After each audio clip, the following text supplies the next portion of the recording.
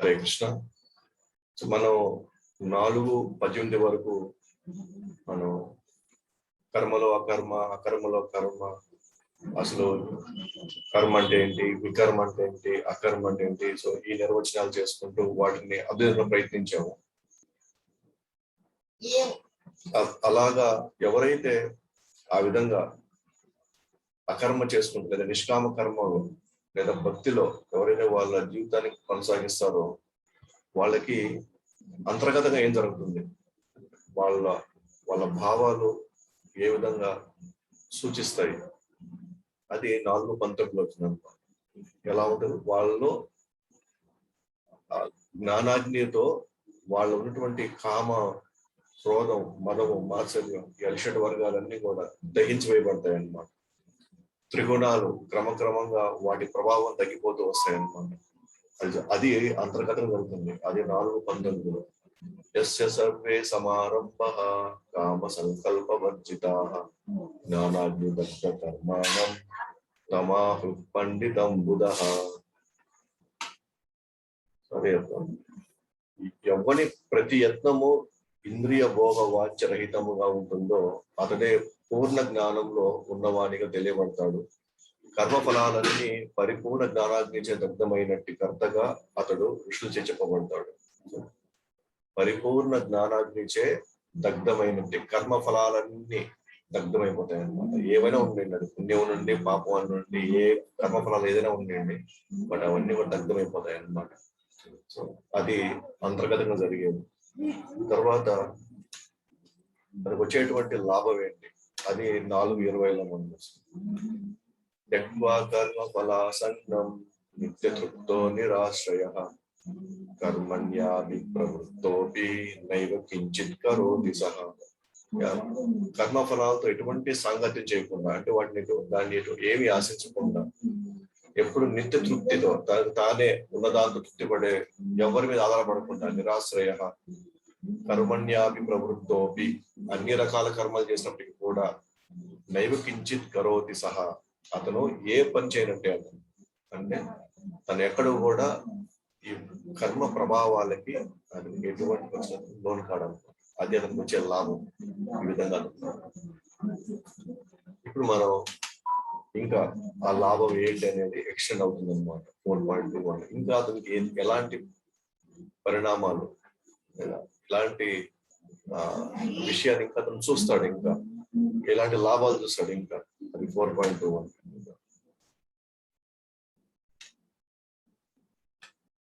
నిరాశీర్యాత చిత్తాత్మా జక్తా సర్వ పరిగ్రహః శరీరం కేవలం కర్మ కుర్వన్నప్నోతి కిల్బిషం.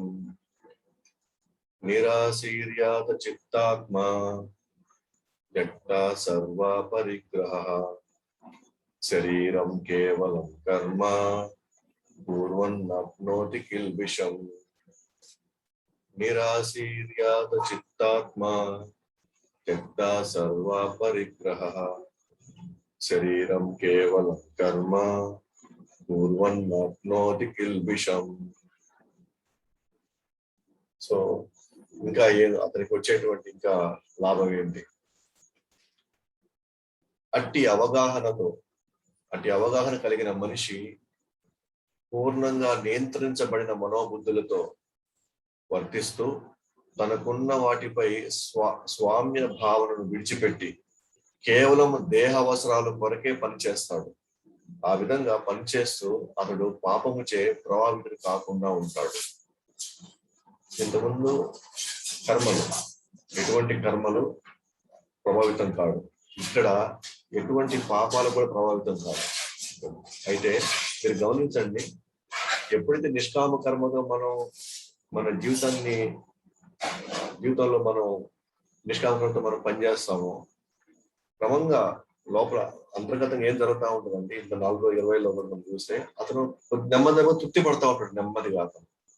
నెమ్మదిగా అతనికి ఎవరి మీద ఆశ్రయం పొందకుండా చూసుకుంటాడు, తను ఎవరి మీద ఆధారపడకుండా చేసుకుంటుంటాడు ఆయన. అట్లానే ఇక్కడ చూసుకుంటే నెమ్మదిగా మనోబుద్ధులన్నీ నియంత్రించబడతా ఉంటాయి అన్నమాట అంతర్గతంగా. ఇవన్నీ మనోబుద్ధులు అంటే మనసు, బుద్ధి ఇవి కూడా ఎట్లా పడితే అట్లా కాకుండా క్రమక్రమంగా అతను ఒక లక్ష్యం వైపు వెళ్తున్నట్టు మనకు కనిపిస్తూ ఉంటాం. మనకే 2:41 శ్లోకంలో చూస్తుంటే సో ఏ విధంగా ఆ వ్యక్తి భగవంతుడి యొక్క చిత్తంతో నడిచేవాడికి అతనికి లక్ష్యాలు వేరువేరుగా ఉండవు. అతనికి ఒకే లక్ష్యం ఉంటుంది అన్నమాట. ఒకే లక్ష్యం వైపు వెళ్తా ఉంటాడు. ఆ లక్ష్యం వైపు వెళ్ళే క్రమంలో ఇవన్నీ కూడా మనోబుద్ధులను నియంత్రించబడతా ఉంటాయి. అతను స్వామి స్వభావం కూడా విడిచిపడతాడు. అంటే ఇది నాది, ఇది నా కోసమే ఉండాలి, నేనే దీనికి మొత్తాన్ని, దీనికి పూర్తి స్వామి నేనే, అంటే పూర్తి అధికారం నాదే ఇక్కడ. సో ఇలాంటివన్నీ, ఈ ఫీలింగ్స్ అన్ని ఇలాంటివన్నీ పోతా ఉంటాయి అన్నమాట. ఎప్పుడు మనం నిష్కామంతో మనం మన మన కార్యాలు నిర్వర్తిస్తున్నప్పుడు నెమ్మదిగా ఇవన్నీ తొలగిపోతా ఉంటాయి. కానీ ఇప్పుడున్న పరిస్థితులు మనకి అవన్నీ ఆశ్చర్యం అనిపిస్తుంది. ఇవన్నీ ఎలా నియంత్రించబడతాయి, నిజంగా నియంత్రించబడతాయి, అసలు నిజంగా ఒక రోజు మనం కంట్రోల్ చేయగలం నిజంగా మనకి వీటి మీద మనకి ఆసక్తి పోతుందా నిజంగా. కానీ ఇక్కడ మనకు తెలుస్తా ఉంది. ఎందుకంటే మనం ఇంకా నిష్కామ కర్మంతో ఎలా పనిచేయడం మనకు తెలియదు అసలు. ఇప్పుడు మనం క్రమక్రమంగా మనం ప్రాక్టీస్ లో పెట్టినప్పుడు క్రమంగా నెమ్మదిగా అంతర్గతంగా మనసు కంట్రోల్లోకి వెళ్ళిపోవడం, బుద్ధి కంట్రోల్లోకి వెళ్ళిపోవడం, స్వామి స్వభావం ఇది నాది, నా వల్లే జరుగుతుంది, నా వల్ల మాత్రమే వీళ్ళందరూ, నా మీద మాత్రం వీళ్ళందరూ ఆధారపడి ఉన్నారు, నేను లేకపోతే వీళ్ళు ఎవరు లేరు, ఇలాంటి భావాలన్నీ తొలగిపోతుంటాయి అన్నమాట. అతను ఏం చేస్తాడు, కేవలం దేహ అవసరాల కోరకే పనిచేస్తాడు. దేహ అవసరాల కోసమే జస్ట్ మెయింటైన్ చేయాలి ఈ బాడీ. ఎందుకు మెయింటైన్ చేయాలి ఈ బాడీని కూడా, ఎందుకంటే ప్రస్తుతానికి ఈ బాడీయే మనకి బోట్ అన్నమాట. సో మనం భౌతిక ఒడ్డు నుంచి ఆధ్యాత్మిక ఒడ్డుకి వెళ్ళడానికి, ఈ ప్రపంచం నుంచి ఆ ప్రపంచం వైపు వెళ్ళడానికి కేవలం మానవ జన్మలో మానవ వాహనం మాత్రమే మనకు కంపల్సరీగా ఉండాల్సి ఉందన్నమాట. ఈ వాహనం అనేది ఒక బోట్ లాంటిది. సో మనం భవసాగరంలో ఈ బోట్ లో, ఈ మానవ శరీరంలో మనం ప్రయాణిస్తా ఉన్నాం అన్నమాట. కాబట్టి ఎంత మెయింటెనెన్స్ అవసరం, కేవలం శరీరం మెయింటెనెన్స్ అది కొంచెం ఆరోగ్యంగా పెట్టుకోవాలి. ఎందుకంటే మనం సాధన చేయాలి. సాధన చేయడం కోసమే ఈ బాడీ మెయింటైన్ చేయడానికి దానికి ఎంత అవసరమో అంతే పనిచేస్తాను అనమాట. మిగిలిందంతా కూడా భగవంతుడి మీద ఆధారపడతాడు. ఆ విధంగా అతను పనిచేస్తూ అసలు పాపము చే ప్రభావితం కాకుండా ఉంటాడు. ప్రభావితంగా ఎటువంటి పాపపు రియాక్షన్స్ ఏవి అతని మీదకి రావన్నమాట. కొంచెం డీటెయిల్స్ లోకి వెళ్తే, భాష్యంలోకి వెళ్తే, కృష్ణచైతన్యంలో ఉన్న వ్యక్తి తన బాధ్యతలు ఎటువంటి ఆసక్తి లేకుండా నిర్వర్తిస్తారు. ఇది మనం చెప్పుకుంటూనే వస్తున్నాం. తన మనసు బుద్ధి పూర్తిగా నిగ్రహంతో ఉంటారు. క్రమంగా మనసు బుద్ధి అన్ని నిగ్రహంలోకి వెళ్తుంటాయి. తను కృష్ణుడి అంశం అని తను ప్రతి కార్యం కృష్ణుడి యొక్క అనుగ్రహంతోనే దొరుకుతుందని అతను అనుకుంటున్నాడు అనమాట. అతను మనం చెప్పుకున్నాం అనమాట. ఇప్పుడు దాకా మనం కుటుంబ భావంలో అన్ని పనులు చేస్తాం అనమాట. కుటుంబం సెంటర్ గా పెట్టుకొని అన్ని కార్యాలు చేస్తాం. ఎందుకంటే మనం ఎక్కడి నుంచి వచ్చామో, ఎందుకు రావాల్సి వచ్చింది, ఏం చేయడానికి వచ్చామో, ఇవన్నీ మనకి జ్ఞానం లేనప్పుడు, మన అదంతా నమ్మనప్పుడు మనకేంటంటే మన ఓరియంటేషన్ అంతా కూడా ఓకే, మనంతా ఫ్యామిలీ చుట్టూ తిరుగుతుంది. మనం అన్ని కూడా మనం ఏ పని చేసినా వాళ్ళు తృప్తిపరచడానికో, వాళ్ళకి కావాల్సిన పొందుపరచడానికో, వీటికే జీవితం అంతా అయిపోయింది. కానీ మనం గమనిస్తుంటే మన జంతు జీవితాల్లో కూడా అది ఉంది అట్లానే. ఇప్పుడు కూడా తల్లి ఉంటుంది, తండ్రి ఉంటాడు, వాళ్ళకి కావాల్సినటువంటి ఆహారం తీసుకొచ్చి పెడతారు. తర్వాత వాళ్ళని రక్షించుకోవడానికి మాక్సిమం ప్రయత్నిస్తారు. ఇప్పుడు మనం కూడా అంది, ప్రయోజనం ఒక కుక్క ఎక్కడన్నా ఈనింది అనుకోండి, అక్కడ పిల్లలు అప్పుడే కానీ కానివ్వండి, అంటే ఇనిషియల్ డేస్ లో మన దగ్గర పోతే మన మీద నుంచి ఖర్చేస్తారు. అంటే వాటికి కూడా మానవ జన్మెత్తిన తర్వాత ఒక తల్లికి తన బిడ్డ మీద ఎంత రక్షించాలనేటువంటి ఆతృత ఎట్లా ఉంటుందో జంతు జీవితంలో అదే ఉంటుంది. కానీ అక్కడ అది నేను కృష్ణుడి అంశం తెలుసుకోలేదు. అది కానీ మనం కృష్ణుడి అంశం తెలుసుకుంటాం. వాటి జీవితం కేవలం నేను, నా కుటుంబము, నా పరిసరాలు, ఈ లోపలికి ఎవరు వచ్చినా నేను వాళ్ళని కరి చేయాలి, వాళ్ళ అక్కడి నుంచి నేను తరివేయాలి. ఇదే భావన అక్కడ కూడా ఉంటుంది. ఇక్కడ కూడా మనం అదే భావన, ఇది నా కుటుంబం జోలికి ఎవరు వచ్చినా నేను తట్టుకోను, నేను వాళ్ళని ఎదురుదాడి చేస్తాను, వాళ్ళ కోసం నేను ఏదైనా నా జీవితాన్ని నా జీవితం నేను పణంగా పెడతాను వాళ్ళ కోసం, ఏదైనా సరే. ఇదే మెంటాలిటీ అనమాట. అక్కడ మెంటాలిటీ, ఇక్కడ మెంటాలిటీ ఒకటి.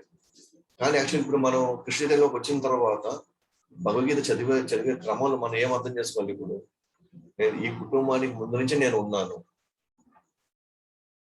నాకు మూలం కృష్ణుడు కానీ నాకు నన్ను ఈ ప్రపంచంలో తీసుకురాలేకపోతే అప్పుడు నాకు ఈ కుటుంబం యొక్క మెయిన్ ఆధారం ఎక్కడి నుంచి వస్తుంది? కృష్ణుడి నుంచే వస్తుంది. అది మనం మర్చిపోతాం అనమాట.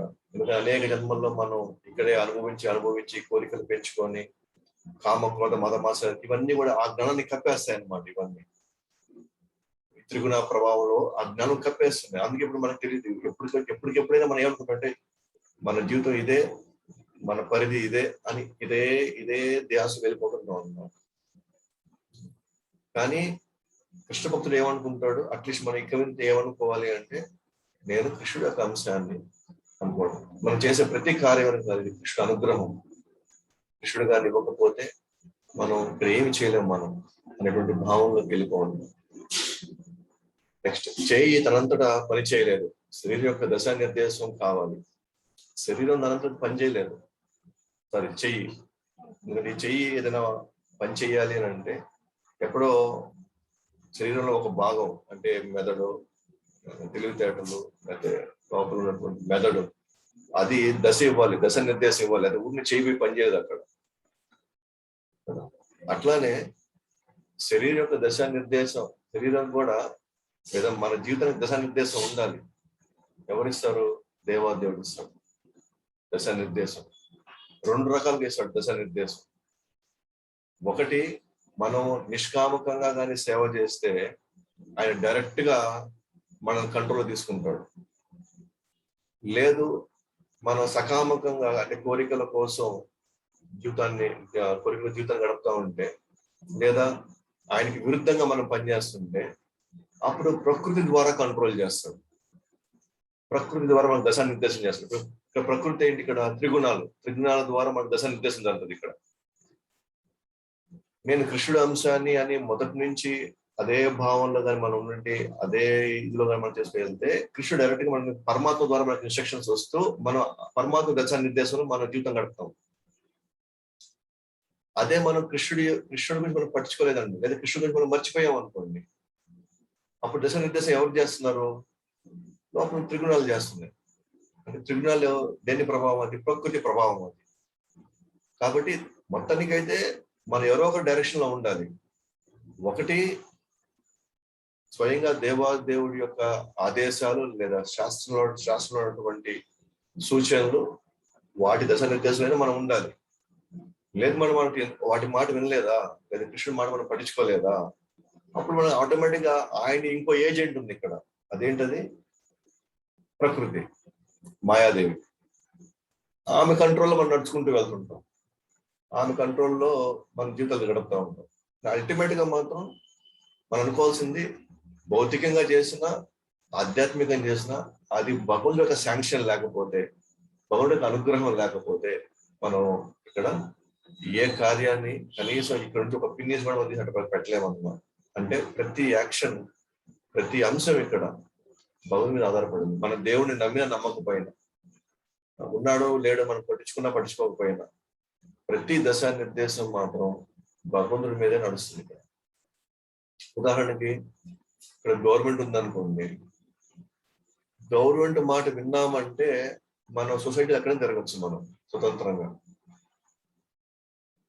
భగవంతుడు అప్పుడు గవర్నమెంట్ కంట్రోల్ ఎలా వస్తుందంటే, మనకి వెల్ఫేర్ డిపార్ట్మెంట్ వాళ్ళు మనకు కావాల్సిన సరుకులు, మనకు కావాల్సినటువంటి వెసులుబాట్లు, రకరకాలుగా గవర్నమెంట్ ద్వారా మనకు కొన్ని ఫెసిలిటీస్ వస్తాయి. మనం వాళ్ళ మాట విని మనం వెళ్తే అప్పుడు గవర్నమెంట్ కంట్రోల్నే ఉన్నాం. ఎందుకంటే గవర్నమెంట్ మనకు వెల్ఫేర్ కావాల్సిన సరుకులు ఇస్తా ఉంటుంది. మనం మాట వినలేదనుకోండి, నేనేది మీ మాట నేది, నాకేం అవసరం అన్నారు అనుకోండి, అదే గవర్నమెంట్ ఇప్పుడు పోలీస్ డిపార్ట్మెంట్ ద్వారా మంచింత మిగతా పనులు చేయించుకుంటారు. అంటే మొత్తానికి ఇక్కడ ఉన్న అక్కడ ఉన్న మొత్తానికి కంట్రోల్ అయితే గవర్నమెంటే, మొత్తానికి కంట్రోల్. అలాగే నేను భౌతికంగా పనులు చేసినా దేవుడు లేడనుకొని, లేదా దేవుడు ఉన్నాడని నేను పనిచేస్తాను, అల్టిమేట్ కంట్రోల్ మాత్రం భగవంతుడి యొక్క దశ నిర్దేశంలో జరుగుతాయి అన్ని కూడా. నేను ఆయన మాట విన్నాను అనుకోండి, హ్యాపీగా ఆయనను కాపాడుకుంటూ వస్తాడు. ఆయన మాట వినలేదనుకోండి, వేరే ఏజెంట్ ద్వారా మనం కంట్రోల్ చేస్తాడు. మొత్తానికి మాత్రం ఆయన యొక్క కంట్రోల్ అటువైపు ఇటువైపు అన్ని దగ్గరలో ఉంది. సో జీవుడికి స్వతంత్రం ఉంది. మరి అన్ని ఆయన కంట్రోల్ ఉంటే మనం ఏం చేస్తాం? అప్పుడు మొత్తం ఆయన కంట్రోల్లో ఉంటే అప్పుడు మనం చేసేది ఇక్కడ అంటే అప్పుడు మనకి భగవంతుడు ఏమైనా స్వతంత్రం ఇచ్చినట్టు? మనకి ఆధ్యాత్మికంగా ఉన్న ఆయనే కంట్రోల్ చేశారు. లేదా ఆయన పెద్దలు నాకు వద్దు అనుకున్నప్పుడు ఆయన ప్రకృతి ద్వారా మనం కంట్రోల్ చేస్తుంటాయి. మరి జీవుడిగా నేను ఏం చేయగలప్పుడు? ఎక్కడ నాకు స్వతంత్రత ఉంది? మళ్ళీ మీరే కొన్ని క్లాసెస్ అన్నారు కదా, మీకు స్వతంత్రం ఉంది, భగవంతుడు మన స్వతంత్రాన్ని ఎప్పుడు కూడా కాదండు, లేదా మన స్వతంత్రాన్ని ఎప్పుడు కూడా ఆయన లాక్కోడని మీరు చాలాసార్లు చెప్పారు కదా అని మీరు అనుకోవచ్చు. లేదు, స్వతంత్రం ఉంది, కానీ ఆ స్వతంత్రం స్వల్పంగా ఉంది. ఎంత స్వల్పంగా ఉందంటే మనకి ఒకే ఒక స్వతంత్రం అన్నమాట. కృష్ణుడి మాట విందామా, కృష్ణుడికి మాట వినవద్దా, అంతే. ఒక్కటే స్వతంత్రం మనకి. విందామా వద్దా అని ఒక స్వతంత్రం మాత్రం మన దగ్గర ఉంది. విందాము అనుకుంటే మాత్రం భగవంతుడి యొక్క ఆధ్యాత్మిక శక్తి మనల్ని గైడ్ చేస్తుంది. వినొద్దు అనుకుంటే భగవంతుడి యొక్క మాయాశక్తి కంట్రోల్ చేస్తుంది. అంటే ఆయన యొక్క అంతర్గత శక్తుల్లోకి మనం వెళ్దామా, లేకపోతే ఆయన యొక్క బాహ్య శక్తుల్లో మనం కంట్రోల్ చేయబడదామా అనేది, ఆ కంట్రోల్ ఏదైతే ఉందో, ఎవరి యొక్క దాంట్లోకి వెళ్దాము అనే చాయిస్ మాత్రం మన దగ్గర ఉంది. కృష్ణుడి మాట విందామా వద్దా అనే చాయిస్ మాత్రం కంప్లీట్ గా జీవుడు స్వతంత్రం అది. అదొక్కటే స్వతంత్రం ఉంది. ఈ డెసిషన్ తీసుకుందామా, ఆ డెసిషన్ తీసుకుందామా అని అదొక్క దగ్గర స్వతంత్రం ఉంది. ఒక్కసారి డెసిషన్ తీసేసుకున్నామా, ఆటోమేటిక్ గా భగవంతుడు దానికి కావాల్సిన ఏర్పాట్లు చేసేస్తాడు. అంతే అంతే అంతేగాని మిగతా వాటిలో మనకి కంట్రోల్ లేదు. ఇంకా మనకి ఇష్టం వచ్చినట్టు మనం చేయలేము అక్కడ. ఇంకా కాబట్టి ఇక్కడ రెండే మనం చాయిస్ ఒకటే అనమాట. ఐదర్ మనం కృష్ణుడి మాట వినేసి ఆయన చెప్పినట్టు మనం పోదామా, అప్పుడు కృష్ణుడి యొక్క దివ్య శక్తి, హ్లాదిని శక్తి వచ్చి మనం చక్కగా మనకి ఆనందాన్ని ఇస్తూ, ఆధ్యాత్మిక ఆనందాన్ని ఇస్తూ ఆమె క్రమంగా మన కృష్ణుడి దగ్గర చేరుస్తుంది. లేదు, నేను నమ్మను, నాకు అవసరం అనుకోండి, అదే జీవుడికి ఈ మాయాశక్తి అతను గైడ్ చేస్తుంది. మనం ఏది కోరుకుంటే, మనం ఎలా కోరుకుంటే దానికి కావాల్సిన ఏర్పాట్లు ప్రకృతి ఇవ్వబడుతుంది, ప్రకృతి మనకిస్తుంది. దాని ఒక దొంగ ఉన్నాడు అనుకో, కృష్ణ ఒక రోజు నాకు ఎక్కడైనా సరే నువ్వు నాకు ఇయ్యాలైనా ఒక దొంగతనమైన నాకు మంచి ఒకేసారి పడాలి, బ్రహ్మాండంగా నేను లైఫ్ సెటిల్ అయిపోవాలి అనుకొని మనం ఆ దొంగ ఆ కోరుకుంటూ ఆ దొంగతనంలో కృష్ణుడు సహకరించమంటూ తన ప్రయత్నం చేస్తాడు అనుకోండి. ఎప్పుడైతే అతని ప్రయత్నం తారాస్థాయికి చేరుతాడో ఇంకా భగవంతుడు దాన్ని శాంక్షన్ చేస్తాడు.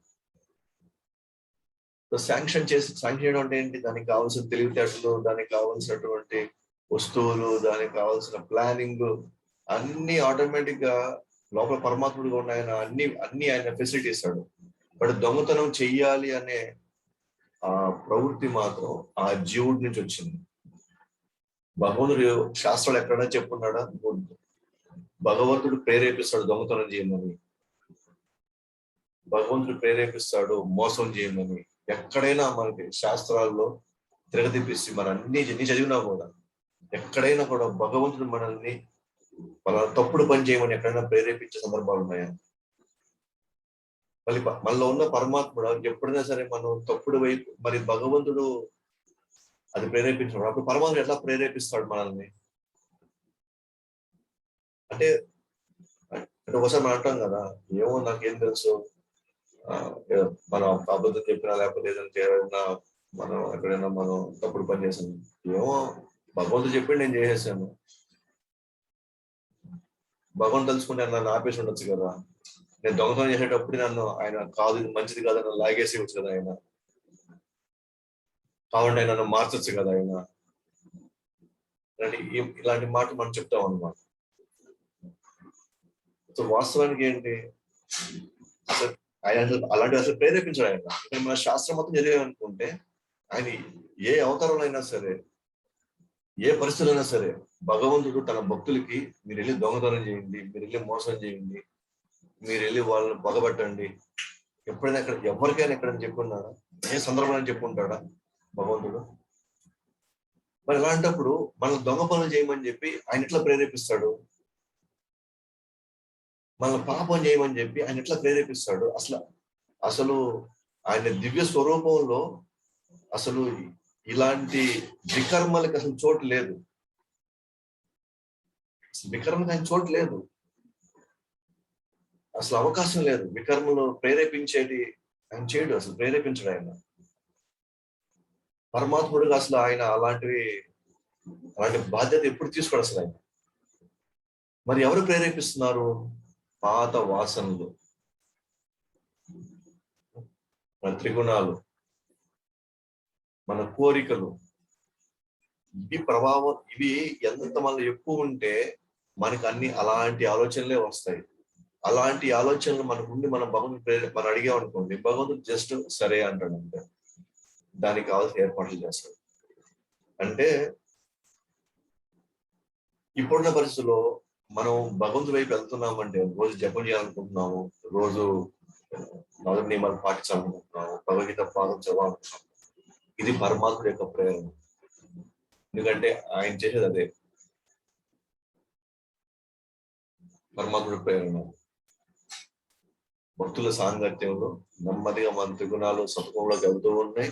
అట్ ద సేమ్ టైం భగవంతుడు కూడా దానికి కావాల్సిన అవకాశాలు ఇస్తా ఉంటాడు. భగవంతుడు మనకి ఒకవేళ ఎప్పుడైనా పక్కన ఏదైనా మనం, నేను కూడా చాలా సందర్భాలు చూస్తుంటాను, ఏదైనా మనం ఏదో గాడి తప్పిపోతున్నా మనకి అనిపించినప్పుడు ఎవరో వచ్చి మనకి క్లాస్ రూపంలోనో లేకపోతే ఒక ఫోన్ చేసో లేకపోతే ఇంకో రూపంలో మనకు వచ్చి కరెక్ట్ గా నేను ఫేస్ చేస్తున్నాడు, భలే కరెక్ట్ గా వచ్చి నాకు దానికి కావాల్సిన ఆన్సర్ నాకు దొరికిపోయింది, నాకు దానికి కావాల్సిన సొల్యూషన్ దొరికిపోయింది. ఇవన్నీ ఎట్లా దొరుకుతాయి? మన వల్ల కావట్లేదు, కానీ మనం వేడుకుంటున్నాం భగవంతుడా ఈ మధ్య నా జపం తగ్గిపోతా ఉంది, ఈ మధ్య నా సాధన తగ్గిపోతా ఉంది, ఈ మధ్య నేను సరిగ్గా చదవట్లేదు అని మనలో మన లోపల ఆవేదన చెందుతున్నాము. అట్ ద సేమ్ టైం భగవంతుని వేడుకుంటున్నాం, కృష్ణ ఏదో చేయనట్టు. ఇది జెన్యున్ గా మన లోపల ఆవేదన లోపల ఉంది కాబట్టి భగవంతుడు పరమాత్ముడు అది మనల్ని ప్రేరేపిస్తుంది, అది దానికి కావాల్సినటువంటి ఫెసిలిటీ ఇస్తాడు అన్నమాట. ఎస్, అప్పుడు మన జీవితంలో ఎవరో ఒకరు రావడం, ఏదో ఒకటి మాట్లాడడం, లేదా ఏదో ఒకటి మనకి నచ్చ చెప్పడం, మనకి అర్థమయ్యేటట్టు చేయడం, ఏదో ఒకటి జరుగుతుంది అనమాట. అప్పుడు మనం ఏమవుతుందంటే అమ్మయ్య మనం సేవ్ చేయబడ్డాం, ఇది చేసేది పరమాత్ముడు. అంతేగాని నేను అబద్ధాలు చెప్పడానికి, లేకపోతే నేను ఇంకెవరినో మోసం చేయడానికి, ఇంకెవరిని ఇబ్బంది పెట్టడానికి, ఏమో నాకే తెలుసు, లోపల పరమాత్మ ప్రేరేపించాడు కాబట్టి నేను చేసేసాను, కాబట్టి నాకు సంబంధం లేదు, పరమాత్ముడు అది కాదు ఇక్కడ. అలా అనుకుంటే మనం చాలా రాంగ్, అంటే తప్పుడు, భగవంతుని తప్పుగా అర్థం చేసుకుంటాం అనమాట. ఒకటి గుర్తుపెట్టుకోండి, మనం శాస్త్ర విరుద్ధంగా పోతున్నామంటే మనలో ఉన్న గుణాలు, మనలో ఉన్న భావాలను ప్రేరేపిస్తుంది. మనం భగవంతుడి వైపు నడుస్తున్నాము అని అంటే అది పరమాత్ముడు మనకి ఫెసిలిటీ ఇస్తున్నాడు. ఎందుకంటే అంటే మనం లోపల బలంగా కోరుకుంటున్నాం కాబట్టి. ఇక్కడ ఒకటే స్వతంత్రం ఉంది ఇక్కడ, ఏంటది? అయితే కృష్ణుడి వైపు వెళ్దామా, అది కృష్ణుడికి దూరంగా వెళ్దామా అనే ఒక్క స్వతంత్రం మన దగ్గర ఉంది. అది జీవుడి స్వతంత్రం అన్నమాట. ఆ స్వతంత్రం మాత్రం ఎప్పుడు తీసుకోడు భగవంతుడు. కానీ ఓవరాల్ గా మొత్తం నడిపించేది భగవంతుడే. కానీ మనం నెగిటివ్ వైపు వెళ్దామా, పాజిటివ్ వైపు వెళ్దామా మాత్రం చాయిస్ మనది. అందుకే కృష్ణుడికి కూడా అర్జునుడు ఏం చెప్తున్నాడు, అర్జునుడికి కృష్ణుడు ఏమంటున్నాడు, 18 చాప్టర్స్ చెప్పిన తర్వాత, అర్జున నువ్వు బాగా విశ్లేషించుకో, నేను చెప్పిన దాన్ని ఒకసారి బాగా ఆలోచించు, విశ్లేషించుకో, ఆ తర్వాత నీ ఇష్టం, నువ్వు ఏది కావాలంటే అది చేసుకో. ఈ స్వతంత్రం ఇస్తాడు బాబా. నీ ఇష్టం, నీకు ఏది కావాలంటే చేసుకుంటే అర్థం ఏంటి, నువ్వు నేను చెప్పింది వింటావా, లేకపోతే నువ్వు అనుకున్నట్టుగా నువ్వు వెళ్ళిపోతావా? ఇదే స్వతంత్రం. మనం ఒక్కసారి మన నిర్ణయం తీసుకున్న తర్వాత ఇంకా భగవంతుడు దానికి కావాల్సిన ఫెసిలిటీ ఇస్తాడు. మనం మోసం చేయాలనుకుంటే మోసం చేసే వాతావరణం కల్పిస్తాడు. లేదు నేను ఇంకా భక్తులు ఎదగాలి, ఇంకా నేను సాధనలు ఎదగాలి అనుకుంటే మళ్ళీ భగవంతుడు దానికి కావాల్సిన ప్రేరణ ఇస్తాడు.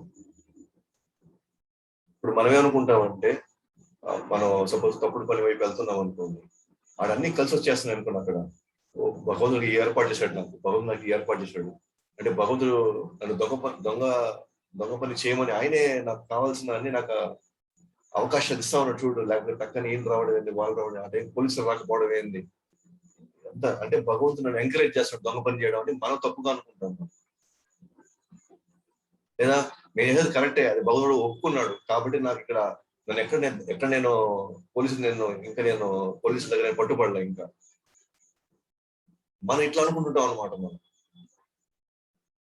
భగవాన్ ఎంత దయమేడు, నన్ను నా చేత దొంగ పని చేయించాడు చూడండి. కానీ ఏ పరిస్థితిలో కూడా ఇప్పటి వరకు భగవంతుడు దొంగ పని చేయమని, లేకపోతే అబద్ధాలు చెప్పమని, లేకపోతే ఇంకొక మోసం చేయమని అసలు ఆలోచన మన దగ్గర రాలేదు. ఒకరిని ద్వేషించమని సమస్య లేదు ఇప్పుడు దాకా. కానీ మనం తీసుకున్న రాంగ్ చాయిస్ మనకి ఇలాంటి ప్రేరణలు వస్తున్నాయంటే కేవలం మన పాత వాసనలు, అలవాట్లు, త్రిగుణాల ప్రభావం, వీటి వల్ల మనం అటువైపు ప్రేరేపించబడతాం. కానీ పరమాత్ముడు ప్రేరేపించాడు. పరమాత్ముడు వెయిట్ చేస్తుంటాడు, ఎప్పుడు తిరుగుతావా నా వైపు తిరుగుతావా అని ఆయన వెయిట్ చేస్తుంటాడు. కాబట్టి మీకు అర్థమైంది అనుకుంటాను. స్వల్ప స్వతంత్రం ఒకటే అన్నమాట. ఇటు వెళ్దామా, ఉదయం లేచి జపం చేద్దామా, లేదా కొద్దిసేపు పడుకుందామా. కొద్దిసేపు పడుకుందా అనే ఆలోచన ఎందుకు వచ్చింది? ఎందుకంటే ఇన్ని రోజులుగా మన దగ్గర అలవాటు లేదు.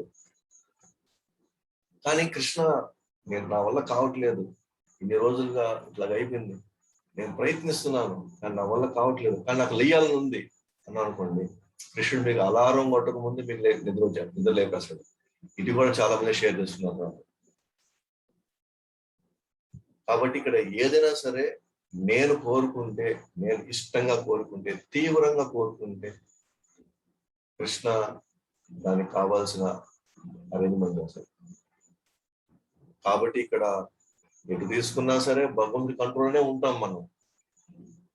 పాజిటివ్గా వెళ్ళినా భగవంతుడు చేస్తాడు, నెగిటివ్ గా పోవాలా భగవంతుడు చేస్తాడు. కానీ నెగిటివ్ గా పోవాలా, పాజిటివ్ గా పోవాలా, కృష్ణ వైపు వెళ్ళాలా, కృష్ణ దూరంగా పోవాలనే చాయిస్ మాత్రం మనది. సో కాబట్టి కృష్ణచైతన్యంలో వ్యక్తి భగవంతుడి కోరికే తన అంతిమ కోరికగా పనిచేస్తాడు. భగవంతుడు ఏది కోరుకుంటే దాన్ని తన అంతిమ కోరికగా అతను పరిగణించి ఆ వైపు తన అడుగులు వేస్తాడు అన్నమాట. సో తనంటూ తన కోసం ఏమీ లేదు. దాన్ని అంటారు నిరాశ్రయ, ఎవరి మీద ఆధారపడుతుంది, కంప్లీట్ గా భగవంతుడి మీద ఆధారపడతాడు. ఆ విధంగా ఉంటాడు. సింపుల్ అన్నమాట, జస్ట్ మెయింటెనెన్స్ అంతే. తన కేవలం మెయింటెనెన్స్, తన శరీరాన్ని జస్ట్ ఎంతవరకు అవసరమో అంతవరకు మెయింటైన్ చేసుకుంటాం. ఎట్లాగైతే యంత్రాల్లో వివిధ పార్ట్స్ ఉంటాయి, భాగాలు ఉంటాయి, మెషిన్ లో చాలా పార్ట్స్ ఉంటాయి. సో యంత్రంలో ఉన్న పార్ట్స్ కి జస్ట్ మనం కొద్దిగా ఆయిల్ వేస్తే చాలు, దట్ ఈస్ ఎనఫ్ మెయింటెనెన్స్ కి, ఆ మెషిన్ బాగా పనిచేయడానికి, సింపుల్ గా ఆ నిర్వహణకి, మెయింటెనెన్స్ కి. అలాగే కృష్ణ చైతన్యం కోసం ఎంతవరకు అవసరమో ఒక వ్యక్తి తన భాగాల్ని, తన శరీరాన్ని అంతే మెయింటైన్ చేసుకుంటాడు అన్నమాట. దానికి కావాల్సిన మినిమం ఆహారం, కాయగూరలు, పళ్ళు, ఉన్న పాలు, పెరుగు, సింపుల్ డైట్ తో ఎంతవరకు అవసరమో అంతవరకు హ్యాపీగా మెయింటైన్ చేస్తాం. ఆ మెయింటెనెన్స్ కి ఎంతవరకు అవసరమో అంతవరకు పనిచేస్తాడు అనమాట. ఎందుకు ఎన్ని చేస్తున్నాడు, ఎందుకు అంత అంత తక్కువ పని చేస్తున్నాడు, లేదా కేవలం శరీరం కోసం కనిపిస్తున్నాడు అంటే, ఎందుకంటే ఆ శరీరం కావాలి కృష్ణుడి కోసం, కృష్ణుడి సేవ కోసం కావాలి ఆ శరీరం. ఇంకా చెప్పాలంటే నిరాశ్రయ, ఎవరి మీద ఆధారపడదు. జస్ట్ ఒక జంతువు ఎట్లా కషాయవాడి దగ్గరికి వెళ్ళి జస్ట్ అలా తలబెట్టేస్తుంది, ఏమాత్రం ఎక్కడ కూడా ఎలాంటి ఫైట్ చేయకుండా. మనం చూస్తూ ఉంటాం, గొర్రెలు ఉన్నాయి, సో అక్కడ మటన్ షాప్ ఉంది, వెళ్ళి దానికి గడ్డి వేసేస్తాడు, అది గడ్డి తింటా ఉంటుంది. కానీ పక్కనే చాలా చాలా అంతకుముందు ఇంకొక మేక, ఇంకొక గొర్రె అది కట్ చేయబడింది, కానీ చూసుకోదు. కసాయవాడు ఎట్లా ఉన్నా ఏం చేస్తున్నాడో, అతను ఎప్పుడు పోయి ఎప్పుడు చంపుతాడో కూడా నాకు తెలియదు, కానీ వెళ్ళి అక్కడ తీసుకొని తలబెట్టేస్తుంది, కట్ చేసేస్తాడు. అంటే కంప్లీట్ సరెండర్నెస్ అన్నమాట. అలాగే భక్తుడు కూడా తను ఏం చేస్తాడు, కృష్ణుడు సరెండర్ అయిపోతుంటాడు. ఎందుకంటే కృష్ణుడిని ప్రత్యేకంగా చెప్పాల్సింది ఏముంది, కృష్ణుడిని ప్రత్యేకంగా పొందాల్సింది ఏముంది. మరి ఎప్పుడు మన తల్లిదండ్రుల్ని చిన్నప్పుడు మొదటి సంవత్సరం, రెండో సంవత్సరం కానీ, మూడో సంవత్సరం కానీ, మనం ఎప్పుడైనా కానీ అడిగామా, నాకు కొత్త బట్టలు ఇవ్వండి అని, పండగలప్పుడు, లేదా నా పుట్టినరోజు వస్తుంది నాకు బట్టలు ఇవ్వండి అని చేయండి, లేకపోతే నాకు కొన్ని ఇవ్వండి అని. ఆటోమేటిక్ గా తల్లిదండ్రులే బిడ్డల అవసరాలు తెలుసుకొని వాళ్ళకి ఎప్పుడు ఏం కావాలి, ఎప్పుడు వాళ్ళ ఆరోగ్యానికి కావచ్చు, వాళ్ళ వెసులుబాటుకి, లేదా వాళ్ళ జరుగుబాటుకి ఏం కావాలో తల్లిదండ్రులు ఫస్ట్ నుంచి ప్లాన్ చేసి పెట్టుకుంటారు కదా వాళ్ళ పిల్లలకి. ఎప్పుడెప్పుడు వాళ్ళకి ఏం పట్టించాలి, ఎప్పుడు పాలు ఇవ్వాలి, ఎప్పుడు భోజనం పెట్టాలి, ఎలాంటి భోజనం పెట్టాలి, ఎలాంటి చదువు చదివించాలి, ఎలాంటి స్కూల్లో వేయాలి, ఇవన్నీ మన పిల్లలప్పుడు మనం ఇవన్నీ మనం ప్లాన్ చేసుకొని తల్లిదండ్రులు అడుగుతున్నామే, మనం నన్ను మంచి స్కూల్ వేయిస్తారా లేదా, లేదా నాకు మంచి బట్టలు తీసిస్తారా లేదా, నాకు ఒక పూట తిండి పెడతారా లేదా, మనం ఎప్పుడు అడుగుతున్నాం, మనం నాకు ఒక పూట మీరు తిండి పెడతారా అని మనం ఎప్పుడు అడగం కదా. అంటే జస్ట్ ఒక మానవుడికే, మానవ జీవితంలో మానవుడికే తను నమ్ముకొని తన మీద ఆధారపడ్డ బిడ్డలకి వాళ్ళు అడగనే తల్లిదండ్రులు తీసిచ్చేస్తారు. మనకు బాగలేదు అని చెప్పుకుంటే, నాకు బాగలేదని ఒక సంవత్సరం బిడ్డ లేకపోతే 6 నెలల బిడ్డ చెప్పగలుగుతుంది అసలు నాకు బాగలేదు, నాకు పలానా దగ్గర ప్రాబ్లం ఉంది. ఆటోమేటిక్ ఏడవడం ప్రారంభిస్తేనే తల్లిదండ్రులకు అర్థమైపోతుంది. తీసుకొని వెళ్ళి వాళ్ళే హడావిడిగా హాస్పిటల్లో చేర్చేసి దానికి కావాల్సిన ఏర్పాట్లు ఏంటి, దానికి కావాల్సిన డబ్బు ఏంటి, దానికి కావాల్సిన మందులు ఏంటి, అన్ని ఆటోమేటిక్ చేస్తున్నారు కదా. జస్ట్ బిడ్డ కేవలం ఆడు పడుకోంది అంతే, ఏడుస్తా ఉంది పడుకోంది అంతే. బిడ్డ ఏమో పరిగెత్తట్లేదు, బిడ్డ ఏమో నా పరిస్థితి ఏమైపోతుంది, అన్ని పనులు బిడ్డ చేసుకోలేకపోయింది. కానీ తల్లిదండ్రులే ఆల్రెడీ బిడ్డ యొక్క స్థితిగతిని అర్థం చేసుకొని బిడ్డకు కావాల్సిన చేస్తున్నారు. అదే సరెండర్నెస్ మనకు కూడా క్రమంగా డెవలప్ కావాలన్నమాట. కృష్ణుడు ఇలాంటి తల్లిదండ్రుల యొక్క ప్రేమ ఎంత ఉంటుందో దానికి కొన్ని వేల కోట్ల రెట్లు ప్రేమ కృష్ణుడి దగ్గర ఉంది. కాబట్టి అలాంటి కృష్ణుడు నన్ను మెయింటైన్ చేసుకోలేడా,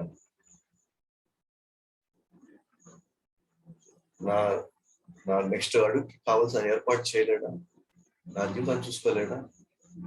ఒక జీవితం కాదు, నా జన్మలన్నీ కూడా ఆయన యొక్క పర్యవేక్షణలో మనం ఉండలేమా? ఖచ్చితంగా.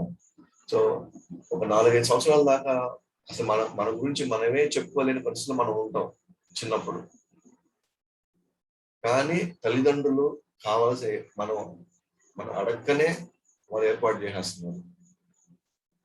సిమిలర్ గా ఇప్పుడు కూడా భక్తుడికి ఆ స్థాయిలో అతను ఎట్లయితే గొర్రె కషాయ వాడిన కాబట్టి అక్కడ ఆ వ్యక్తి దారుణమైన వ్యక్తి, కషాయ వ్యక్తి బాగా పిచ్చి అతనే కట్ చేస్తున్నారు. బట్ నేను చెప్పేది ఆ జంతువు యొక్క స్వభావం చెప్తున్నా. పోయి అమాయకంగా పోయి పుట్టేస్తుంది, నమ్ముతుంది మాస్టర్ అక్కడ. కానీ ఇక్కడ అట్లా కాదు. బట్ దేవాదేవుడు అట్లా ఆయన కాదు కదా, అట్లా కాదు కదా. దేవాదేవుడు ప్రతి క్షణం మన యొక్క బాగు కోసమే చూస్తాడు. అతను ఏం చేసినా సరే బాగు కోసమే చేస్తాడు. అతని మనకి కష్టం ఇచ్చినా మనం బాగు కోసమే చేస్తాడు. అలాంటి భక్తుడు ప్రత్యేకంగా అడగాల్సిన దానికి ఏముందంట, ప్రత్యేకంగా కోరుకోవాల్సిన దానికి ఏముంది. సో జస్ట్ మానవులకే తన మీద ఆధారపడ్డ వాళ్ళకి కావాల్సినవన్నీ సమకూరుస్తున్నప్పుడు మరి దేవాదేవుడు ఎందుకు చేయడు?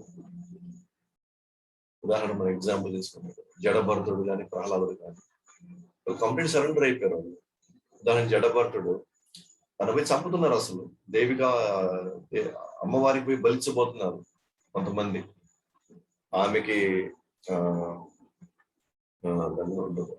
మొక్కులో భాగంగా. సో వాళ్ళ మొక్కు ఏంటి, ఒక వ్యక్తి మేము బలిస్తాం, నరబలిస్తాము, మాకు పలానా నిధులు కావాలి, లేదా పలానా నిధులు, ఏదో వాళ్ళ కోరికలు ఏంటో మనం. బట్ మొత్తానికి కానీ కంప్లీట్ కృష్ణుడి మీద ఆధారపడిపోయాడు అతను. చంపుకుంటే కృష్ణుడు రక్షిస్తాడుకుంటే రక్షిస్తాడు, ఎవరు కాపాడలేరు. కృష్ణుడు కాపాడాలనుకున్నారా, ఎవరు నన్ను చంపలేరు. తన కళ్ళ ముందు ఆయన అలంకరిస్తున్నారు, బాగా పెడుతున్నారు, మాట్లాడుకుంటున్నారు, నెక్స్ట్ పోయి అతనిపై చంపుదామని. కానీ కంప్లీట్ గా అతను కృష్ణుడు ఏది కావాలంటే ఏది చేయాలని అది చేయని సరెండర్ అవుతున్నాడు అక్కడ. అలాగే ప్రహ్లాదుడు సొంత తండ్రి లాక్కొని కొండల మీద చేస్తున్నాడు, పాము చేత కుట్టిస్తున్నాడు, ఎనుగుల చేత తొక్కిస్తున్నాడు, మంటలు వేస్తున్నాడు. ఎక్కడైనా సరే పోయి నన్ను కొండ దగ్గర తీసుకెళ్తున్నావా, నన్ను పాము దగ్గర పడేస్తున్నావా, కనీసం నోట్లో నుంచి ఎందుకు చేస్తున్నావు, నేనేం తప్పు చేశాను, నేనేం పాపం చేశాను, ఏం లేదు. కృష్ణుడు అంటే నన్ను కాపాడుకుంటాడు. సో ఆ సరెండర్నెస్ లో ఉన్నారు అనమాట. అఫ్కోర్స్ ఇప్పుడు మనకు రాదు అనుకోండి, బట్ నేను చెప్తున్నాను చరిత్రలో అంటే ఈ స్టేజ్ ఉంది అంటే ఈ స్థాయికి మనం వెళ్ళగలుగుతాం, వెళ్ళడానికి మనం ప్రయత్నించాలి. ఇది మళ్ళీ ఇప్పుడు అయ్యేది కాదు, ఇది 60 సంవత్సరాల తర్వాత జరిగేది. అప్పుడు కదా మన అన్ని మన బాధలు అప్పుడు సరెండర్ అవుతుంది లేదు. ఇది క్రమక్రమంగా జరగాలన్నమాట. మనలో మనకి కృష్ణుడి మీద ఆధారపడేటువంటి ఇంటికి మనం వెళ్ళాలి. ఎందుకు చూసుకోడు కృష్ణుడు, ఎందుకు చేయడు కృష్ణుడు అనే నమ్మకంలో మనకు వెళ్ళాలన్నమాట. అప్పుడే మనం భయం లేనటువంటి జీవితం గడపగలుగుతాం. అప్పుడే మన కుటుంబాల్లో ఎన్ని జరిగినా ఎన్ని రకాల అడ్డంకులు వచ్చినా సరే మనం వాటన్నింటిని కూడా చాలా నిబ్బరంగా చూసుకుంటూ దానికి ఏం చేయాలని కృష్ణుడు ఆధారపడి దానికి కావాల్సిన జరుగుతుంది అన్నమాట. మన ప్రయత్నం మనం చేస్తూ ఉంటాం. అల్టిమేట్ గా Krishna decision is most important, Krishna protection is most important. అందువల్ల కృష్ణ చైతన్యం అంటేనే పాప పుణ్య నిరోధకం, పాపము పుణ్యం ఏమీ ఉండదు. ఈ విధంగా ఎవరైతే సరెండర్ అయిపోతున్నారో కృష్ణుడికి ఈ స్థాయిలో కంప్లీట్ కృష్ణ భక్తి భావంలో ఉన్నారు, చైతన్య భావంలో ఉన్నారు, పూర్తి సరెండర్నెస్, వాళ్ళకి ఏమి అసలు వాళ్ళ లైఫ్ రిస్క్ లో పడుతుందా, ఇలా చేస్తే వాళ్ళ జీవితం ఏమైపోద్దో అస్సలు అనుకోరన్నమాట. ఎందుకంటే కంప్లీట్ సరెండర్. గోపాల్ వారు తీసుకున్నా కూడా కంప్లీట్ సరెండర్ అన్నమాట కృష్ణుడు, పూర్తి శరణాగతి. అమెరికాకి వెళ్తున్నాడు, అక్కడ ఎవరున్నారో తెలియదు, ఎవరు డబ్బులు ఇస్తారో తెలియదు, ఎక్కడ ఉండాలో తెలియదు, 70 సంవత్సరాల వయసులో. మనం ఏదైనా పని వచ్చి ఇంకో సిటీకి పోవాలంటే మనం 100 ఫోన్లు చేసుకుంటాం అనమాట. అక్కడ ఉన్నారా, వాళ్ళు ఏం చేస్తారు, అక్కడ వాళ్ళ నుంచి ఏదైనా పికప్ చేసుకుంటారా, నాకేమవుద్దో ఏమో అక్కడ ఏమైనా ఇదైతే నా పరిస్థితి ఏంటి, 100 రకాలుగా ఆలోచిస్తాం మనం. కానీ ప్రభుపాదుల వారు 70 సంవత్సరాల వయసులో దేశం కాని దేశంలో వాతావరణం పూర్తిగా విరుద్ధంలో అసలు ఎలాంటి వ్యక్తుల మధ్యలో పోతున్నారో తనకు ఐడియా లేదు. పూర్తి సరెండర్ అన్నమాట కంప్లీట్ గా. ఎందుకంటే తను చేసిన ప్రతి దగ్గర కూడా నిష్కామకంగా ఉంది. కృష్ణుడికి ఏది కృష్ణుడు కార్యనిర్వహణలో ఏది అవసరమో అది చేసుకుంటూ వెళ్ళిపోయాడు. ఆచార్యులు ఏం చేసుకున్నారు ఆయన అడుగుదల అదే చేసుకుని వెళ్ళిపోయాడు. తను ఫ్యూచర్ ఏంటో కూడా తెలుసుకోవాలి, అసలు ఏమైపోతుందో కూడా తెలుసుకోవాలి. ఫస్టే ఎవరైతే ఆమె సుమతి మొరార్జీ అని ఆమె ఆయనకి టికెట్ ఇస్తుంది ఆ బోట్ లో వెళ్ళడానికి, ఆమె చెప్తున్నారు అనమాట, నువ్వు ఎందుకు అడిగి వెళ్తున్నావు, ఈ వయసు నీకు అవసరమా, నా తండ్రి వయసులో ఉన్నాను, నేను చూసుకుంటాను నీ బాగోగులు, నేను మెయింటైన్ చేసుకుంటాను, నువ్వు ఎక్కడికి కూడా బాగోలేదు, మా దగ్గరే ఉండు, నువ్వు హాయిగా చదువుకో, హాయిగా పుస్తకాలు రాసుకో, జబ్బులు చేసుకో, నీకు కావాల్సిన మొత్తం నేను చూసుకుంటా అంటున్నాను. కానీ ప్రభువారు ఏమంటారు, నేను వెళ్తున్నాను, వెళ్ళాక తెచ్చుకునే పర్వాలేదు, బట్ నా గురువు యొక్క కోరిక అది నేను నెరవేర్చాను. నా జీవితం ఏమైపోద్ది, నేను అక్కడ పోయి ఏమైపోతాను, నాకు ఎలాంటి ప్రశ్నలు వస్తాయి, కంప్లీట్ గా దాన్ని పూర్తి సరెండర్నెస్ అంటారు. ఎప్పుడైతే దానికి 2 సార్లు హార్ట్ అటాక్ వచ్చి ఒకసారి చాలా బాగా మొదలు పడిపోతున్నప్పుడు, అప్పుడు కళ్ళు వచ్చి కృష్ణుడు తన బోట్ ని నడుపుతాడుగా, తనకి ఆ దర్శనం ఇస్తాడు భగవంతుడు. తానే దగ్గర ఉందంటే అప్పుడు ఆ రోజు విపరీతమైన వర్షం అన్నమాట, విపరీత అలలు వస్తా ఉన్నాయి. ఈయనకేమో విపరీత గుండె నొప్పి, నా పని అయిపోయింది ఈ రోజు రాత్రి, నేను చేరుకోలేదేమో అన్న స్థితిలో ఆయనకి భగవంతుడు దర్శనం ఇస్తాడు అనమాట. నువ్వేం భయపడబాకు, నేనే బోట్ నడుపుతున్నాను, నీకేమి ఇబ్బంది లేదు, అక్కడ చేరుకుంటావు. చూడండి, భక్తుడికి భగవంతుడు ఎలాంటి సూచనలు ఇస్తాడు, ఆయన మీద ఆధారపడిపోయాడు కాదు. వాటి ఇలాంటి శరణాగతితో ఎవరైతే జీవితాన్ని అర్పిస్తారో వాళ్ళకి ఎటువంటి కర్మలు అంటావు, వాళ్ళకి అంతేదానికి అవకాశం లేదు. సో ఆ విధంగా మనం గమనిస్తే అప్పుడు పూర్తిగా తన నియంత్రించబడిన మనోబుద్ధులతో వర్తిస్తూ స్వామ్య స్వభావం ఏమి అన్ని విడిచిపెడతాం, కంప్లీట్ గా భగవంతుడి మీద ఆధారపడిపోతాం. కేవలం దేహావసరాల కోసం వాళ్ళకి అతిండి కూడా కావాలి, లేకపోతే అది కూడా లేదు. సో అటువంటి వ్యక్తికి ఈ పాపంలోంచే ప్రభావితం కాదు. ఎందుకంటే మూడో కారణం చెప్పారు కదా అర్జునుడు, ఎందుకు నేను యుద్ధం చేయాలంటే నాకు పాపకర్మలు అడ్డుకుంటాయేమో, నేను యుద్ధం చేస్తే ఎంతమంది సంపద వస్తారు. కానీ కృష్ణుడు ఏమంటున్నాడు, నువ్వు నిష్కామకంగా వాళ్ళ నుంచి ఎటువంటి ఫలితం ఆశించకుండా, లేదా వాళ్ళ మీద నువ్వు ఆధారపడినట్టు కాకుండా నేను చెప్పినట్టుగా నువ్వు చేస్తే డెఫినెట్గా నీకు పాప ప్రభావం నీ మీద పడదు. అదే క్రమం చెప్తున్నాను.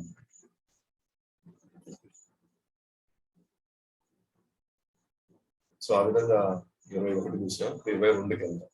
ఇంకొంచెం అద్భుతంగా ఉంటుంది శ్లోకం. యదృచ్ఛాలాభ సంతుష్టో ద్వంద్వాతీతో విమత్సరః సమసిద్ధావసిద్ధౌ చ కృత్వాపి న నిబధ్యతే. యదృచ్ఛాలాభ సంతుష్టో ద్వంద్వాతీతో విమత్సరః సమసిద్ధావసిద్ధౌ చ కృత్వాపి న నిబధ్యతే. యదృచ్ఛాలాభ సంతుష్టో ద్వంద్వాతీతో విమత్సరః సమసిద్ధావసిద్ధౌ చ కృత్వాపి న నిబధ్యతే. చూడండి, అంటే ఆధారపడడం అంటే ఏంటి, అసలు భగవంతుడి ఆధారపడడం అంటే ఏంటి, అతని వ్యవహార శైలి ఎలా ఉంటుంది, ఈ శ్లోకంలో మనం చూడవచ్చు. దానంతటా అదే వచ్చిన లాభంతో సంతృప్తి చెందేవాడు, ద్వంద్వాల నుండి విడబడిన వాడు, అసూయ లేనివాడు, జయపజయను స్థిరునిగా ఉండేవాడు, కర్మలు చేస్తున్నప్పటికీ ఏనాడు బదులు కాదు. తానంతటా అదే వచ్చిన లాభంతో సంతృప్తి చెందేవాడు, ద్వంద్వాలు నుండి విడబడిన వాడు, అసూయ లేనివాడు, జయపజయలో స్థిరునిగా ఉండేవాడు, కర్మలు చేస్తున్నప్పటికీ ఏనాడు బదులు కాదు. సో ఈ మనస్తత్వంలో ఉండేవాడు కంప్లీట్ సరెండర్ అన్నమాట,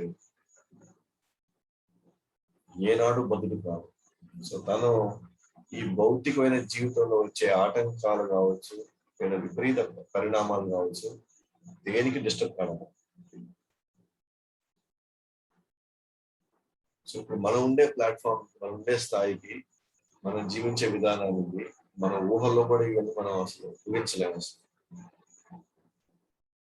కానీ ఇవన్నీ రాబోతున్నాయి, ఇవన్నీ నిష్కామకంగా మనం వ్యవహరించడం, కృష్ణుడి కోసం మన జీవితంలో క్రమక్రమంగా బాధ్యతలు నిర్వర్తిస్తున్నప్పుడు ఇవన్నీ రాబోయే పరిణామాలు అన్నమాట. జరిగే పరిణామాలు ఇవన్నీ.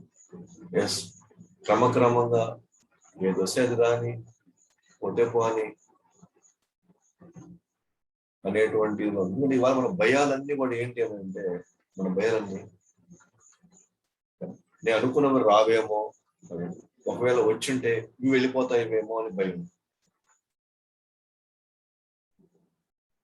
కానీ ఈ వ్యక్తి ఎలా ఉంటాడు, వస్తే తీసుకుంటాం, పోతే పోయింది. కానీ ఇప్పుడు నిజంగా ప్రాక్టికల్ గా ఎలా వీల్ అవుతుంది అంటే మనకు కొంచెం టైం పడుతుంది ఇది అర్థం చేసుకోవడానికి. బహుశా మనకి ఇంకా ఇంకా ముందు మనకు క్లారిటీ వస్తుంది. ఈరోజు ఈవెన్ మనం దాన్ని ఎక్స్ప్లెయిన్ చేయాలని ప్రయత్నించినా కూడా మనం ఇంకా దాన్ని ఊహించే స్థితిలో మనం లేం కాబట్టి చెప్తే సరిగ్గా ఫిట్ కాదు. అది కొన్ని ఎగ్జాంపుల్స్ ఉన్నాయి, ప్రకృతిలో కొన్ని ఎగ్జాంపుల్స్ ఉన్నాయి ఏ విధంగా ఈ స్థితిని మనం అర్థం చేసుకోవచ్చు అని. సో అది చూస్తాను. కృష్ణ వ్యక్తి తన శరీర నిర్వహణ కూడా భగవంతుడిని వేడుకోడు. మనం చెప్పుకున్నాం, భగవంతుని వేడుకోడు అసలు. ఎట్లాగైతే చిన్నపిల్లలు తల్లిదండ్రులు వాళ్ళేం వేడుకోరు, బట్ వాళ్ళ మెయింటెనెన్స్ ని పూర్తిగా అర్థం చేసుకుంటాడు భగవంతుడు. ఆయన అన్నీ చేస్తాడు, భక్తుడికి ఏం కావాలి. కానీ తన నెక్స్ట్ కూడా నాకు ఫుడ్ ఎలాగా, నెక్స్ట్ జీవితం నేను ఏమైపోతాను, నాకేం రాదేమో సమస్య లేదనమాట. అలాంటి ఇన్ని జీవరాశులను మెయింటైన్ చేసేవాడు దాన్ని మెయింటైన్ చేయలేదా? 84 లక్షల జీవరాశులు, 4 లక్షల జీవరాశులు మానవులు.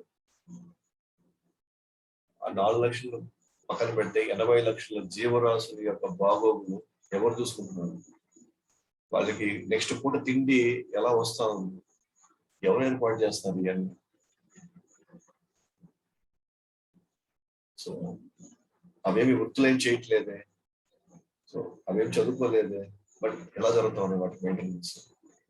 భగవంతుడు ఏ విధంగా వాటికి కావాల్సిన ఏర్పాటు చేస్తున్నాడు ఆల్రెడీ ముందుగానే. కర్మ ప్రకారంగా తన దగ్గరకు వచ్చే వాటినే స్వీకరిస్తాడు. తన పని చేసుకుని వెళ్తా ఉంటాడు, తనకు వచ్చిందే అది తీసుకొని దాంట్లో తృప్తిగా ఉంటాడు. కానీ తాను మాత్రం ఇంకా లేదు, ఇంకా కావాలని పాకులు అంటారు. ఇంకా ఉంటే బాగున్నాం, ఇంకొద్దిగా ఇప్పటికుంటే మనకి బెటర్ కదా, లేదు ఇప్పటికి దొరికిందా చాలు, ఇప్పటికి ఉప్మా దొరికిందా పర్వాలేదు, నెక్స్ట్ పడికి మజ్జిగ ఉందా తీసుకుంటాడు, అది కూడా దొరకలేదా చూసుకుంటాడు. మీకు నిజంగా మన లైఫ్ హిస్టరీ అంటే మన గోస్వాముల్లో రఘునాథ్ గోస్వామి అనే గోస్వామి యొక్క జీవిత చరిత్ర మీరు చదవండి. ముఖ్యంగా చివరి సంవత్సరాల్లో ఇట్లాంటి పూర్తి స్థాయిలో అతను 3 రోజులకు ఒక్కసారి 3 మజ్జిగ చుక్కలు తీసుకున్నాడు. అంటే 3 మజ్జిగ చుక్కలు బొట్లు 3 రోజులు ఒకసారి.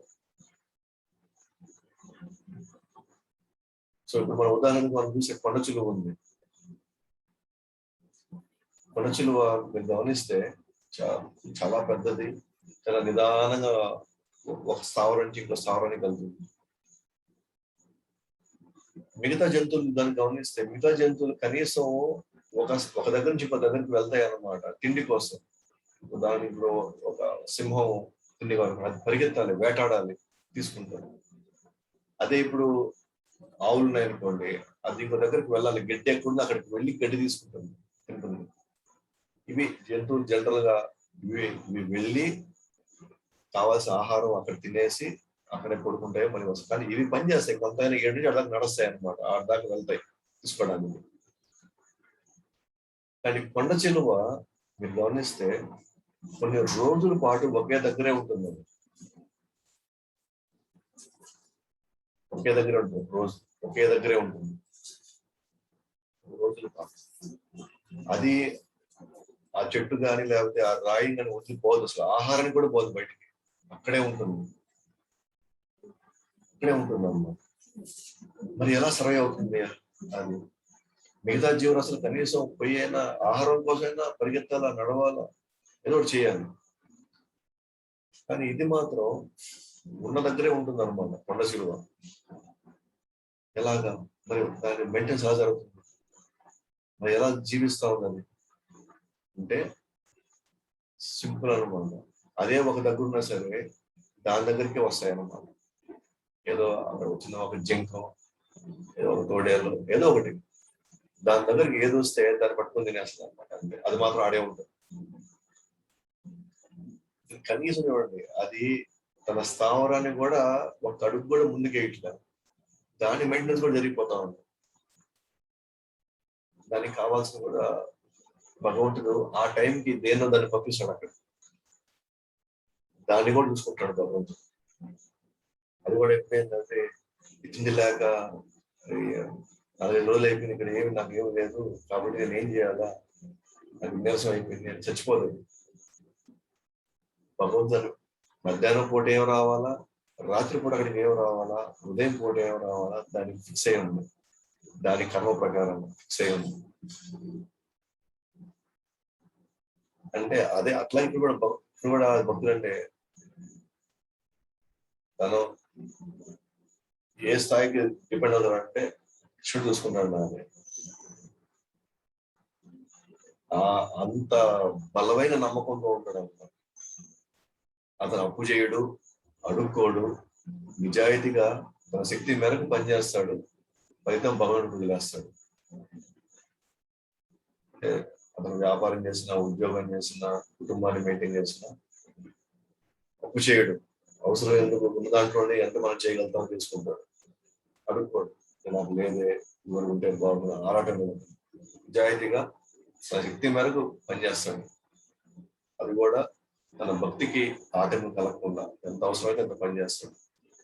ఫలితం వస్తే వచ్చిన లేకపోతే భగవుడికి అర్పించేస్తాడు. అలాగనే తన భక్తితో సేవకు ఎవరి అడ్డంకిని ఒప్పుకోడు. తన భక్తిలో వెళ్తున్నాడు అనుకోండి, తన భక్తికి ఎవరిన ఆటంకం వచ్చే మాటలు ఒప్పుకోడు. తన సేవకు ఆటంకం, ఆ సేవ నాది, నేను చెయ్యాలి, నాకే కావాలి. ఎన్నో జన్మలు నేను దానికోసం నేను తప్పించాను, నాకు ఆఖరాగి దొరికింది, నా మీద కరుణించాడు, కాబట్టి ఆ సేవ నేనే చేసుకుంటాను. ఎవరు అడ్డంకిని ఒప్పుకోడు. లేదా ఎవరైనా సరే తన సేవ చేయడంలో ఎవరైనా తను ఇబ్బంది పెడితే ఒప్పుకోడు అనమాట. ఎవరైనా ఆటంకం కలిగిస్తే ఒప్పుకోడు. తన సేవ చేసే క్రమంలో ఎవరైనా ఆటంకం కలిగిస్తే ఒప్పుకోడు. అది తన అదృష్టంగా తీసుకుంటాడు. అంటే ఎట్లాగైతే మనం తహతహలాడతామో, ఏదైనా ఒక మత్తు మంది ఇస్తే అది దొరకకపోతే ఎట్లా మనం తహతహలాడతాము, నాకు లేదు, నాకు దొరకలేదు అని సఫికేట్ అయిపోతుంది అనమాట. నాకు ఊపిరి ఆడకుండా అయిపోతుంది. ఎట్టి పరిస్థితులు నాకు అది కావాలి అన్నట్టుగా. అట్లానికి కూడా అంతే అనమాట. భక్తుడు నా సేవ నాకు కావాలి, ఎవరు వచ్చింది నా సేవ చేస్తున్నాను నేను, నాకు వచ్చింది ఒక్కటే నాకు అదృష్టం, అది ఒక్కటే నాకు అవకాశం వచ్చింది, అది కూడా నేను చేయలేకపోతే నా జీవితం ఏంటి అన్నట్టు. కానీ ఎవరి అడ్డంకిని ఒప్పుకోడు. తను ఎవరైనా సేవ నుంచి తప్పిస్తా ఉంటే ఒప్పుకోడు. తన సేవ ఎవరిని చేస్తున్నా కూడా ఒప్పుకోడు. అతను ఎవరి మీద ఆధారపడకుండా స్వతంత్రంగా జీవిస్తాడు. అంతలో వచ్చిన దాంట్లో చేసుకుంటాడు. నా కృష్ణుడికి అనుకున్నప్పుడు ఇస్తాడు, తీసుకున్నప్పుడు తీసుకెళ్ళిపోతాడు. ఆ భావన ఉంటాడు. భౌతిక పరిస్థితులు ఏవి తన సేవకు భంగం కలిగించలేవు. భౌతిక పరిస్థితులు ఏవి కూడా, ఎంత వర్షమైనా రానియండి, ఎంత ఎండైనా కొట్టనియండి, లేదా వాళ్ళ కుటుంబంలో ఏదో అనర్థమైనా జరగనివ్వండి, వాళ్ళు ఎంత వ్యతిరేకంగా ఉండేవండి, తన సేవకు మాత్రం భంగం కలిగించలేవు. అంటే అవి ఏవి కూడా ఇతను ఆపలేవు. ఒకప్పుడు మనం అడుగుతున్నాం, ఎందుకు మన కీర్తన రాలేదు, ఎందుకు హారతి రాలేదు, ఈ రోజు వర్షం వచ్చింది, నాకు అది జరిగింది, పెద్ద అయింది, మా ఇంట్లో చుట్టాలు వచ్చి రాత్రి అంతా ఇది అయిపోయింది, అంతా వెళ్ళకపోయాను. ఇవేవి భౌతిక పరిస్థితులు ఏవి తను ఆపలేవు అన్నమాట. తన సేవకు భంగం కలిగించలేవు. సో నిరంతరం, ఎందుకంటే కృష్ణుడు తెలుసుకోవడం తప్ప ఏం తెలియదు. కృష్ణుడు సేవ చేయడం ఒకటే అంత పరమావధిగా ఉంటుంది. ఎంత రాత్రి అయినా సరే మార్నింగ్ లేచి నేను చేయకపోతే కృష్ణుడు ఎట్లా లేస్తాడు, నేను చేయకపోతే కృష్ణుడు ఎట్లా ఉంటాడు, నేను పెట్టకపోతే కృష్ణుడు ఎట్లా ఉంటాడు. సో తన ఆలోచన విధానం అలా ఉంటుంది. కృష్ణుడు నా మీద ఆధారపడిపోయాడు అన్న భావనలో ఉంటుంది అన్నమాట. అంతే కదా, మామూలు మనం కూడా జనరల్ గా గమనిస్తాం. మన బిడ్డ ఆకల్లో ఉన్నాడు అనుకోండి, ఇంట్లో ఎంత వర్షం వచ్చినా మన వర్షం ఆపుతుంది మనల్ని వెళ్ళి మనకి పెట్టడంలో.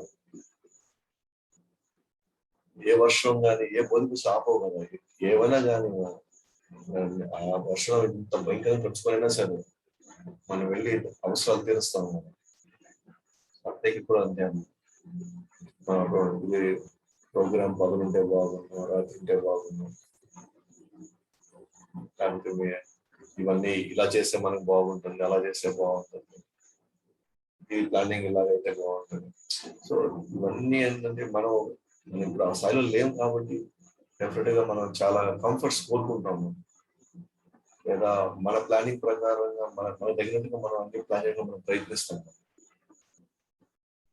కానీ ఈ భక్తుడు మాత్రం కంప్లీట్ గా ఏది తన సేవ భంగం కలిగించలేదు, ఏవి కూడా.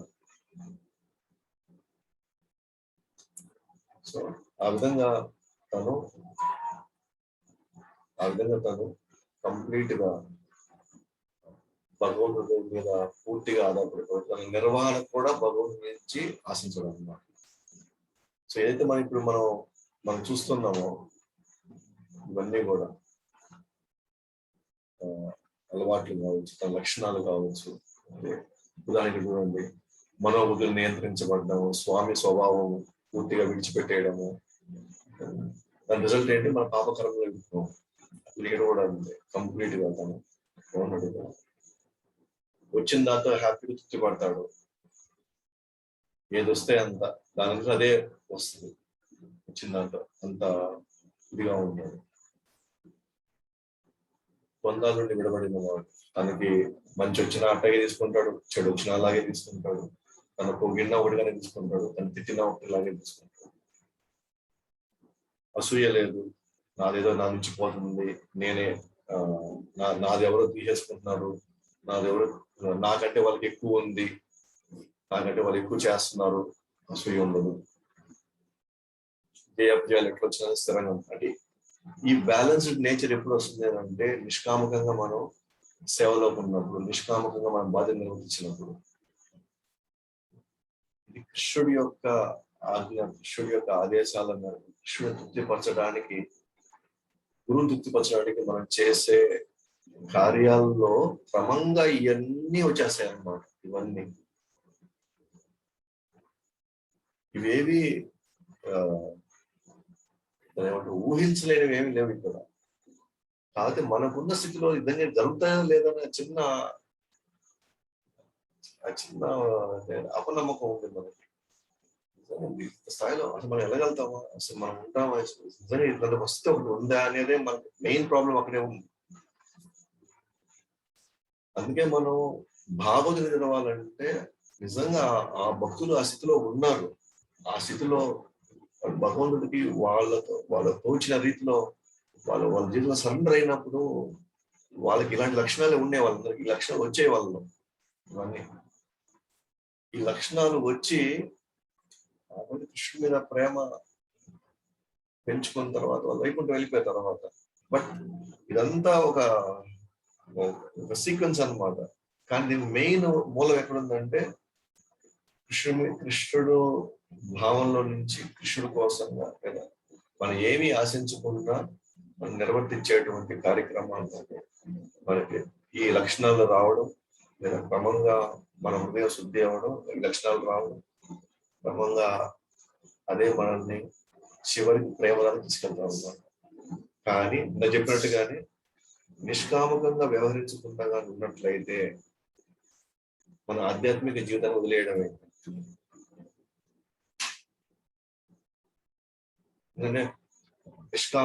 నిష్కామ కర్మ అనేది మెయిన్ జంక్షన్ పాయింట్ అన్నమాట. కంపల్సరిగా అలా వ్యవహరించినప్పుడు మాత్రమే మనకి డిటాచ్మెంట్ వస్తుంది, అంటే వేరే వాటి ఆసక్తి పోతుంది. మన అందరి మీద మనకి వేరే అభిప్రాయాలు ఉండవు, ఒకటే అభిప్రాయం. అందరూ కూడా కృష్ణుడి అంశాలు ఉంటారు. సింపుల్ అండి. ఇప్పుడు మెయిన్ పాయింట్ ఒకటే, మనకి మెయిన్ పాయింట్ ఒకటే. ఇక్కడ భగవంతుడితో మనకి సంబంధాన్ని బాగా అర్థం చేసుకోవాలి. మనకి భగవంతుడితో సంబంధం ఏంటి అసలు? ఈ ఒక్క సంబంధం మనకి అర్థం చేసుకున్నట్లయితే మనకి అందరితో సంబంధం వచ్చేస్తుంది. తర్వాత అందరితో సంబంధం వచ్చేస్తుంది. ఇక్కడున్న ప్రతి జీవరాశితో సంబంధం వచ్చేస్తుంది. అప్పుడు ఇక్కడున్న ప్రతి జీవరాశిని కృష్ణ సంబంధాలు మనం చూసినప్పుడు మనకు వాళ్ళ మీద ద్వేషం రాదు, లేదా వాళ్ళని ఇబ్బంది పెట్టాలి. ఎందుకంటే వీళ్ళందరూ కృష్ణ అంశాలు కదా, నేను వాళ్ళని ఇబ్బంది పెట్టి కృష్ణుడు ఏదైనా ఇబ్బంది అవుతుంది, కృష్ణుడు నిజంగా పడడు కదా, కొద్దిగా కష్టపడగలడు నా మీద. కాబట్టి కృష్ణ సంబంధంలో నేను అందరిని చూసినప్పుడు నేను ఒకరిని దోచుకోవాలని, ఒకరిని మోసం చేయాలని నాకు అసలు అనిపించదు. ఎందుకంటే అది కృష్ణుడికి ఇష్టం లేదు కాబట్టి.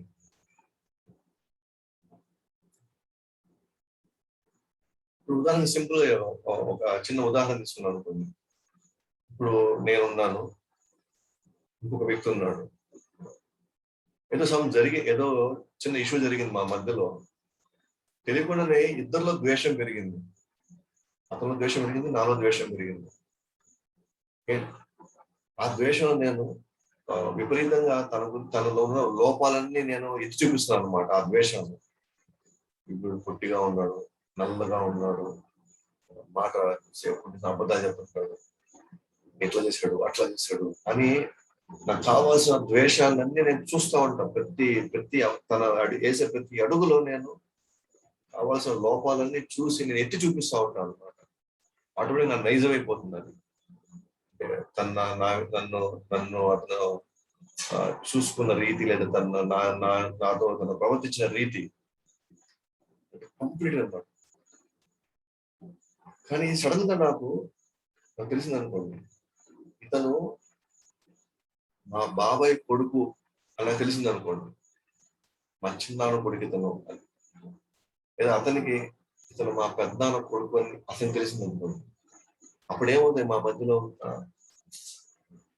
ఆ టఫ్ వార్, లేదా టఫ్ ఫైట్, లేదా మనం చూసే విధానంలో మార్పు ఎలా ఉంటుంది? అప్పుడు పక్కన అన్ని పక్కకి వెళ్ళిపోతాయి. పక్కకి వెళ్ళి ఏముంటుంది, ఓ మా చిన్న కొడుకు, మా పెద్ద కొడుకు తెలిసినప్పుడు ఆటోమేటిక్గా మిగతావన్నీ పక్కకి వెళ్ళిపోతాయి.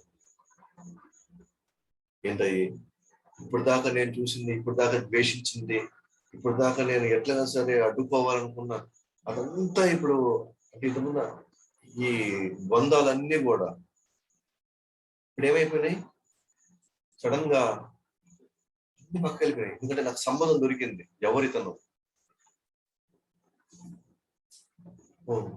మా నాన్న సొంత తమ్ముడు కొడుకు కదా. నేను ఆ సంబంధం చూసినప్పుడు ఆటోమేటిక్ గా క్రమంగా అన్ని పక్క తొలగిపోయినాయి. మేఘాలు తొలగిపోయినట్టు క్లియర్ స్కై కనిపిస్తుంది, ఆకాశం కనిపిస్తుంది. అట్లానే ఇవన్నీ కూడా మనం ఏదైతే ఇవాళ మనం భయపడుతున్నాము, ఆధారపడతా ఉన్నాము, ఎట్లా చేయాలా, ఎట్లా భగవంతుడా, ఎట్లా ఉండాలి, నేను ఎట్లా ఈ కుటుంబాన్ని ఎట్లా నేను పోషించగలను, ఎంత దూరం నేను ప్రయాణించగలను అని మనమే అంతిమం అన్నట్టుగా, మనం లేకపోతే ఇక్కడ జరగదు అన్నట్లుగా కానీ మనం ఉన్నట్లయితే ఇవన్నీ మనలోకి వచ్చేస్తాయి అన్నమాట.